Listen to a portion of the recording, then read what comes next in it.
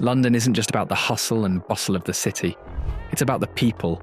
The community is my family, it's my home now. This borough now, today, reflects the best of diversity. It has been the place where diversity in London has been homed and celebrated. These are the real people who make London what it is. And once a year, those same people come together for the London Marathon. Everybody knows someone who's running. It's a marvellous celebration of exercise and sport and team and community. And most of them come back and just say, like, thank you, like, this is where I was struggling. You guys made it feel like it was a party for me. It's a lifeline for local businesses. A celebration that fuels communities, where every mile run means something, to runners, to spectators, and to the city itself. And I think that's what the marathon does. It inspires, makes people believe that something that they thought wasn't possible is possible. The London Marathon reflects what London really is. London for me, and for pretty much everyone I know, just feels like this is home, this is us. This is London. So the marathon as a kid was interesting for me. It was this thing that happened. You had a bunch of people running, and running wasn't in our culture growing up. It wasn't a thing that I understood.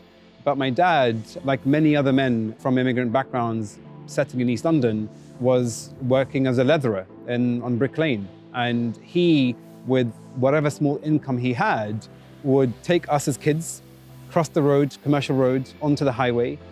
He would go to a local shop, buy bottles of water, and then he would ask us to hand them out. And it was an amazing feeling because you had these runners celebrating you, giving them water. And what I will say, from being a kid through to today, the amazing diversity of London is far more represented in the marathon than I think it was back then. Back then, I saw the world. I don't think I properly saw London. And more recently, I think what's been lovely is to see how young people are inspired by the marathon. A small example is I had the honor of running the marathon a few years ago. And candidly, I was never a runner. It's not something that comes naturally to me. It was hard work.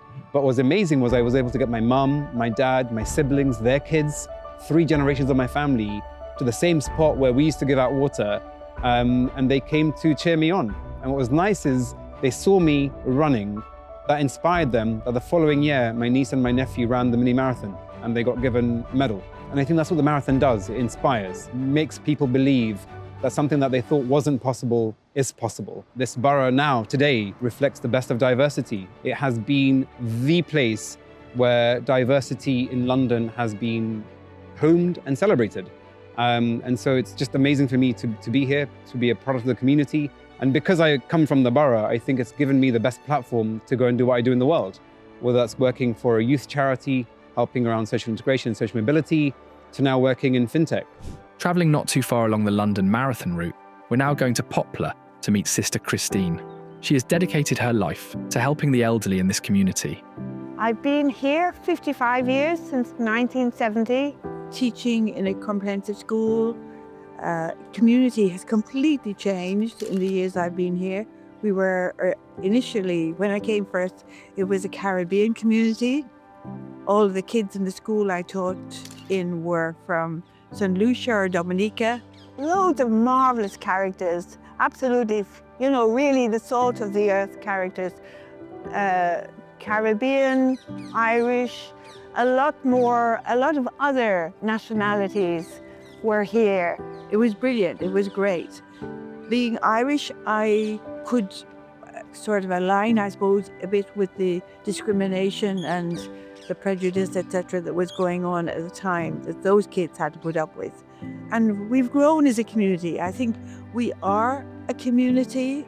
I mean, that would be the only thing that matters, really, to me. We want to work together and live together as brothers and sisters, as one community, because we're all going to end up in the same place anyway, so we might as well learn to live together in harmony here. It's not me, it's about a team. We're all teamwork. That's how Neighbours in Poplar started, us just providing practical support to people who were in need, who were on their own. I love the community I'm blessed to be working with here. The Marathon Sunday has become one of the biggest, it's like the beginning of the new year for us. Everybody comes out. We're all out on that pavement. Everybody knows someone who's running. It's a marvelous celebration of exercise and sport and team and community. It's all those things working together. You know, we are a community watching these people, cheering them on. And usually there's a guy outside the workhouse and he calls out people's names. And we'll all say, come on, Charlie, come on, particularly if it's someone with a disability. But it's great because it promotes sport, and we need sport. It's the community. They come out, and so it brings everybody out, Bengali, Caribbean, Irish, whatever we are.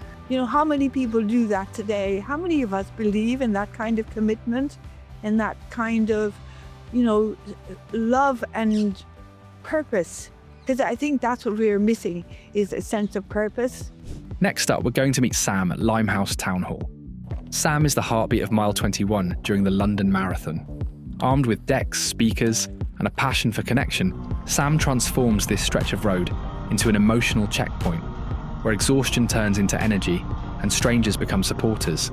Around here, everyone sort of like does things together. It's a really nice vibe where you get a mix of sort of all the different sort of like ethnicities and stuff coming together for community events. London for me and for like pretty much everyone I know just feels like this is home, this is us. Well, the London Marathon, like for the last, I've been involved in doing something for that since about 2006. And it's my favourite time of year because you've got everybody coming out to the streets to cheer on all the runners.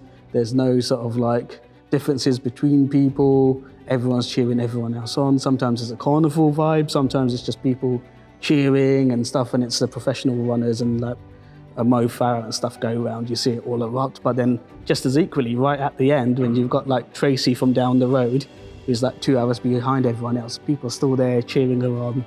Around here, you literally get everyone coming out of their estates and their houses. The main thing that I really love is that this is sort of mile 21. This is historically the point where all the runners really start to struggle. You see them coming round the corner, around the church, and you see them just sort of flagging. They're like, oh, some of them are walking. And they come out and there's a whole crowd outside. You've got a massive sound system blaring out Jungle or something like that. And suddenly you start to see them get pep in their step. And before you know it, by the time they've gone past us, they're like dancing and running and they carry on. And most of them come back and just say like, thank you, like this is where I was struggling. You guys made it feel like it was a party for me. And that's why we're here, really. We're like a party for everybody. Today we've heard from some of the people who really make London tick.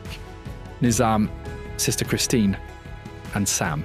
We want to thank them for sharing their stories, and we're proud to see the positive impact the marathon continues to have on London.